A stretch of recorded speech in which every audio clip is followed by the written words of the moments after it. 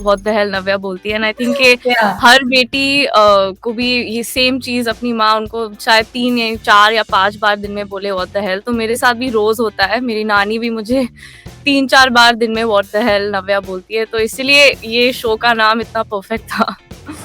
मतलब आपकी क्लास नहीं लगी है ड्यूरिंग बहुत द लगी है रिकॉर्डिंग? एक्चुअली। आप अगर एपिसोड सुनेंगे तो काफी ऐसे एपिसोड्स हैं जहाँ पे मैं कुछ बोल भी नहीं पा रही हूँ, क्योंकि मैं बस उन दोनों की बातें सुन रही हूँ। मैं मेरी मॉम से भी बहुत क्लोज हूँ, लेकिन आई थिंक जब मॉम और मेरे कोई डिसएग्रीमेंट होता है बीच में, तो नानी हमेशा मुझे बचाती है। तो आई थिंक वो वाला रिलेशनशिप आई थिंक हर घर में है कि हाँ। प्यार का जो कि प्यार क्या होता है, नानी से सीखने के लिए, मॉम से सीखने के लिए। और आई थिंक उसी को लेके हमने काफी कैंडिडली बात की है उस एपिसोड में। आप लोग देखते हो साथ में बैठकर KBC, and I am pretty sure कि आपकी जनरल नॉलेज भी नेक्स्ट लेवल हो चुकी होगी अभी तक।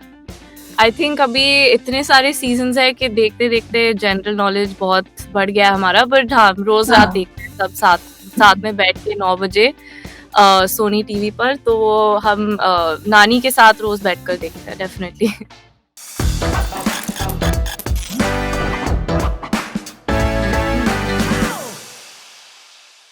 Hi Navya, what are you doing right now and how are you doing? Hi, I'm good. I'm sitting in this studio at the setup talking to you. Yeah, and pretty excited. Yes, very excited. So what the hell Navya? मैं seriously नहीं बोल रही हूँ but मैं कह रही हूँ कि बहुत ही इंटरेस्टिंग प्रोजेक्ट, बहुत ही interesting audio project as I would say. मैंने देखा जो क्लिप आप लोगों ने शेयर किया इंस्टाग्राम पे, सोशल मीडिया पर, it looks hilarious and we are very very looking forward to it कि कब ये रिलीज हो एंड कब हम लोग इसे देखें या सुने I would say. So how was your experience and ये किस तरह से हुआ? Because that would be interesting to know कि how did it all happen. तो आई थिंक लॉकडाउन के दौरान मुझे काफ़ी मतलब मौका मिला नानी और मॉम के साथ बहुत वक़्त बिताने के लिए। तो आई थिंक वहाँ से ही आइडिया शुरू हुआ, क्योंकि हम तीनों घर में बैठकर इतना बात करते थे कि हमें लगा कि हमें इसके साथ कुछ करना चाहिए। और मैं ओके। ये बहुत मानती हूँ कि अगर लड़कियां जो मेरी उम्र की है उनको एक मौका मिलता है उनकी नानी और मॉम के साथ बैठकर बात करने के लिए, तो वो मौका 100% उन्हें यूज करना चाहिए, क्योंकि सब बहुत एग्जैक्टली। स्पेशल रिलेशनशिप है तीनों के बीच में। और इसी वजह से हमने सोचा कि ऐसा शो हमें बाहर डालना चाहिए, ताकि जो लड़कियां मेरी एज की है वो देखकर शायद सोचे कि अरे मुझे भी बैठ के मेरे परिवार में जो औरतें हैं उनसे बैठकर बात करना है। तो आई थिंक आइडिया वहां से शुरू हुआ। ओके, बट ओवरऑल अगर मैं इस एक्सपीरियंस की बात करूं, बिकॉज जब हम घर में बातें करते हैं नानी से, मॉम से, so it's something else, but when you are actually recording a podcast, so वो एक्सपीरियंस कैसा था? So I think because of podcast as a medium where it's just audio, I think it allowed us to be very real and authentic. So actually, the conversation that you hear on the show is very similar to the conversation we'd have at home. So, it wasn't that we stayed away from having any conversations or talking about certain topics. I think that whatever you hear is our real, honest opinion, and I think that's why podcast as a medium worked really, really well for us. या okay, कभी ऐसा moment real life में होता है घर पर जब कुछ कर दिया, क्योंकि ऐसा मोमेंट हम सबके साथ होता है, हमारी मॉम्स के साथ, तो आई एम प्रीटी श्योर आपके साथ भी होता होगा, बट आई डोंट नो कितना फ्रीक्वेंटली होता है जब आपकी मॉम आपको कहती है व्हाट द हेल नव्या। अगर आपने ट्रेलर देखा है तो मेरी मॉम ने बोला है कि वो दिन में 3 बार व्हाट द हेल नव्या बोलती है। एंड आई थिंक कि या हर बेटी को भी ये सेम चीज़ अपनी माँ उनको शायद 3 या 4 या 5 बार दिन में बोले व्हाट द हेल। तो मेरे साथ भी रोज़ होता है। मेरी नानी भी मुझे 3-4 बार दिन में व्हाट द हेल नव्या बोलती है। तो इसीलिए ये शो का नाम इतना परफेक्ट था। ओके, बट मोस्टली क्या रीजन होता है जब आपको व्हाट द हेल सुनने को मिलता है? आपकी मॉम किस चीज से इरिटेट होती है? आई थिंक क्योंकि मैं मेरा दिन जो है बहुत पैक्ड रहता है काम से, तो मेरी माँ हमेशा हाँ। बोलती है कि थोड़ा वक़्त निकाल दो खुद के लिए, फैमिली के लिए, खाना खाने के लिए, सोने के लिए। तो वो मेरे काम से इतना फ्रस्ट्रेट हो जाती है कि कभी रुकती नहीं हो नव्या, तो इसलिए वो व्हाट द हेल बोलती रहती है मुझे। ओह गॉड, दैट मीन्स कि आप उनको पूरी तरह टाइम नहीं देते हो। मे बी दैट्स या समथिंग दैट इरिटेट्स समवेयर, या I right? Think she just feels that I am doing too many things at the same time, या and while doing those things I am not taking care of my self, I am not resting. So her answer to that is always what the hell, Navya. Okay, so इस podcast में आपके साथ आपकी mom है, श्वेता है। और आपकी नानी है, जया जी है। सो कोई ऐसा फन मोमेंट, अगर कोई ऐसा फन एनेक्डोट जो आप हमसे शेयर करना चाहे, जो हुआ हो ड्यूरिंग द रिकॉर्डिंग स्टूडियो।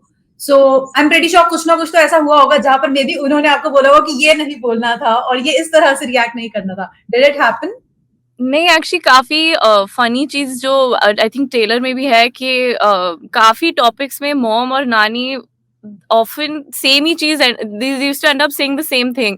तो वो मेरे लिए हाँ। काफ़ी फ़नी था क्योंकि बात करते-करते दोनों एक ही चीज़ बोल रहे हैं सेम टाइम पे, तो वो काफ़ी फ़नी था और आई थिंक उनको भी रियलाइज़ेशन हुआ कि हम दोनों आई थिंक हमारी थिंकिंग सेम है, हम एक-दूसरे की तरह बन गए शायद। तो वो एक्चुअली काफ़ी फ़नी था मेरे लिए।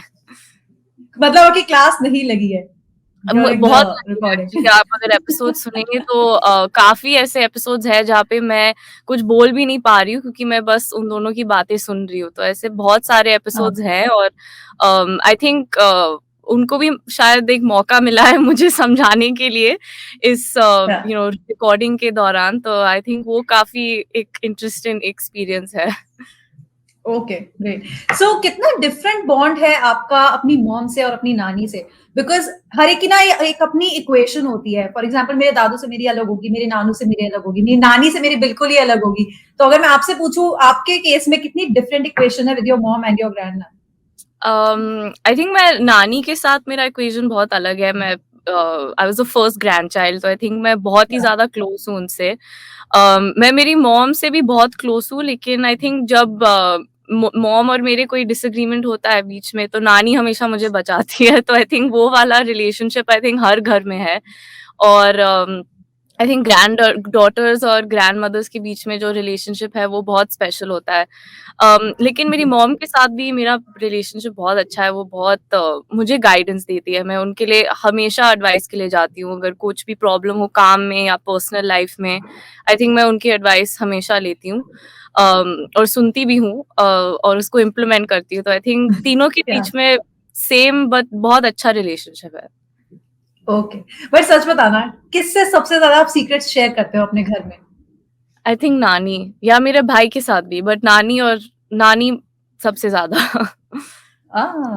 आई थिंक वो ना कहीं वो चीज दिख रही थी, जो क्लिप शेयर हुआ है अभी, उसमें भी कहीं ना कहीं मुझे लग रहा था कि नानी से आप फिर भी वो बातें कर पाते हो। आई थिंक मॉम से जो आप सोचोगे कि शायद डांट पड़ सकती है, बट नानी समझ जाएंगी लाइक दैट। अच्छा, अगर मैं इस एग्ज़ैक्टली। पॉडकास्ट की बात करूँ, या सो अगर मैं इस पॉडकास्ट की बात करूँ, तो किस तरह के टॉपिक्स इसमें एक्चुअली में डिस्कस हुए हैं?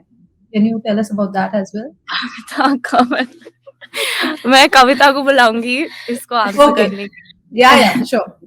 हे hi Kavita, how are you? Hi I am good तो ये पॉडकास्ट में एक्चुअली ये you could have answered but यार लड़कियों के बीच में ना मुझे ऐसे लगता है कि ऐसे कितनी सारी चीजें हैं जो मुझे ऐसे लगता है। मैं अभी आई हैव बीन अवे, अभी मैं अकेले रह रही हूँ 20 साल से और started my professional career बहुत पहले, and at the same time मुझे ऐसे कितना सारा there were so many things that I thought कि ये सब मैंने मेरी माँ या मेरे नानी से सीखनी चाहिए थी, लाइक फाइनेंशियल हाँ, इंडिपेंडेंस भी कोई चीज होती है, लव रिलेशनशिप्स के क्या मायने होते हैं, अगर आप जब 25 साल के होते हो उसकी क्या फीलिंग होती है, अगर आप 30-40 की उम्र के हो जाते हो तो वो कैसे बदलते हैं। और अभी मुझे ऐसे लग रहा है कि काश मैंने मेरी नानी और दादी के साथ थोड़ा वक्त बिताया होता तो मुझे एक इंसाइट मिलता कि कि ग्रोइंग अप का जो एक स्टेटस होता है वो कैसे या बदलता है।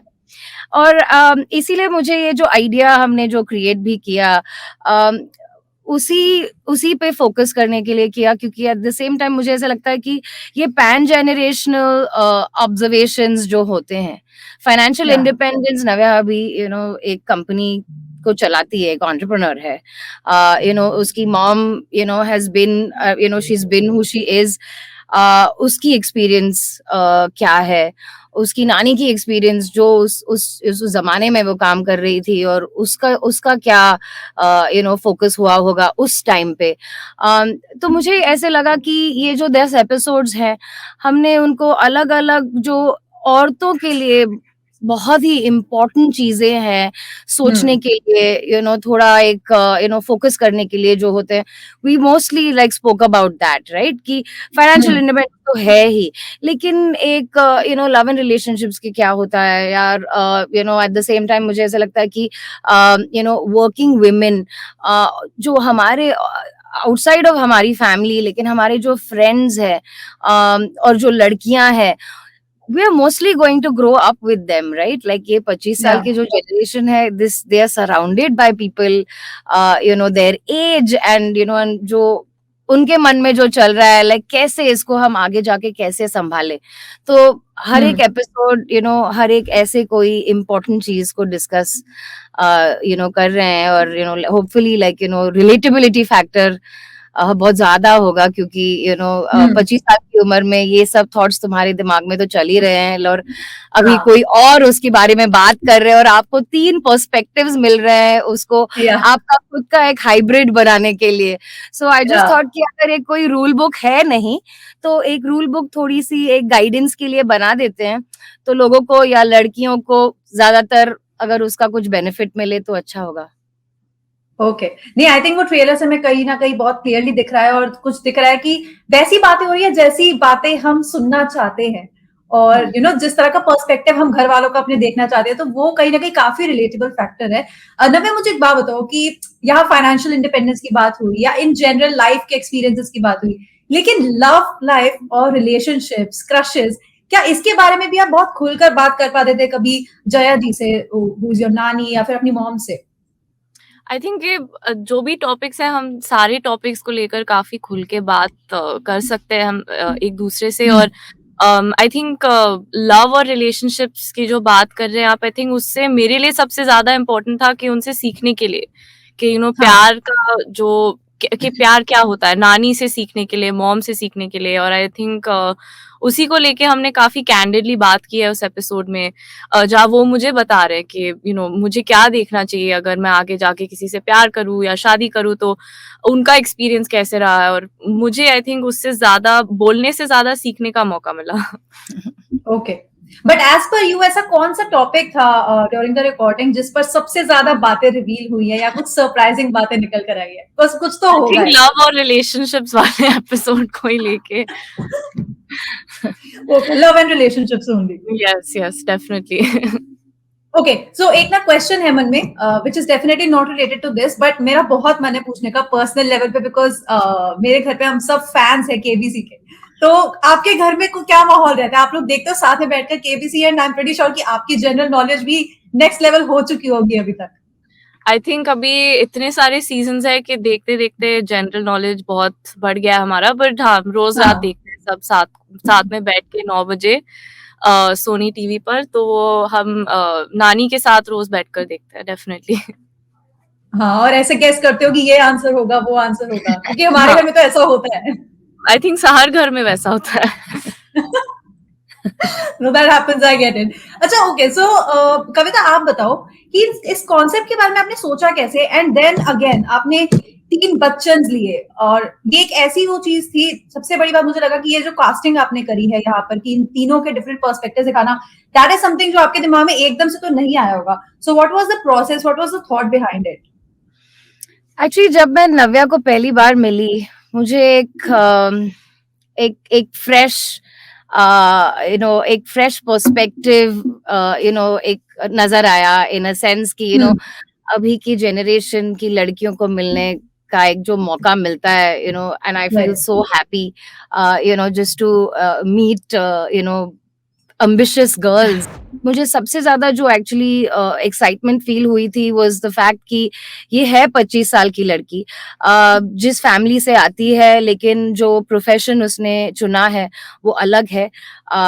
वो एक्चुअली हमारे लिए बहुत ही इम्पोर्टेंट था, कि एक्चुअली अगर इनके साथ काम करने का मौका मिला तो क्या ही मुझे इन पे जो ध्यान, या जो एक क्या बोलते हैं उसको, एक सर्टेन अप्रोच या जो एक कलर आप भर रहे हैं इस पूरे फ्रेम में, वो स्टैंडर्डाइज्ड कलर्स नहीं है, क्योंकि ये अलग लड़की है और इसके ड्रीम्स और एम्बिशंस अलग हैं, और वो एक्चुअली हमारे लिए बहुत इम्पोर्टेंट था. हमारे लिए it was very on brand for us कि एक्चुअली एक फिल्म फैमिली के साथ काम करके भी फिल्म पॉडकास्ट नहीं बनाना है. Also at the same time, ये जो conversations थी, क्योंकि casting like you said was where we will win, right? वो actually IVM podcast का एक हुनर है.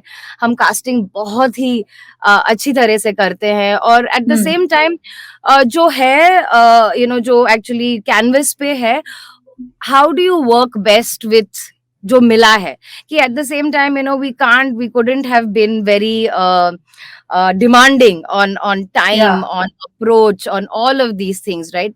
क्योंकि जितना easy कराएं ये तो ज्यादातर अच्छा ही बनेगा, और वो हमारा एक expertise है कि आप जितना लोगों को माइक के बारे में भूलने को एक general you set it up for that they forget about the mic.